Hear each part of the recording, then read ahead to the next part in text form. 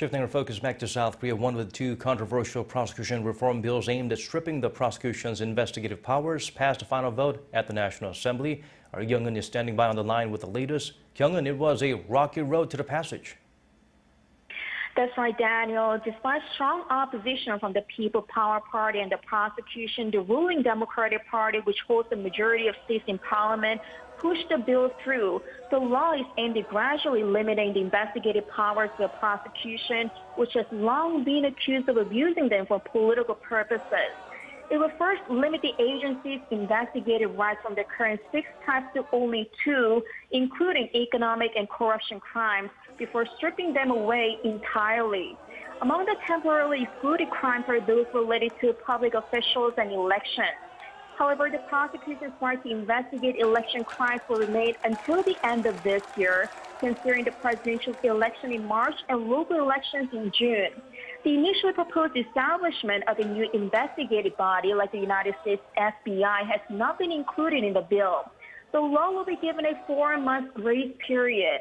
The PPP attempted to block the passage on Wednesday when it was submitted with a filibuster, mainly citing a lack of public consensus.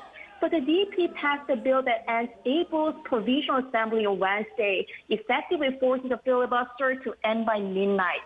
That was the DP's strategy to open another provisional assembly today to pass the bill immediately, as a filibuster cannot be repeated for the same bill. Now, Kyunge-eun, the main opposition launched a fresh filibuster regarding the other prosecution reform bill submitted today. Do tell us more about that.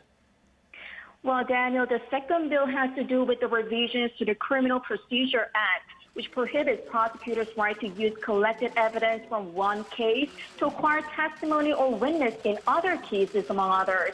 Like Wednesday, the PPP is currently in the middle of a filibuster to block the passage, but it will be forced to end by midnight again, with the DP having already passed the bill to end this assembly session by the end of Saturday.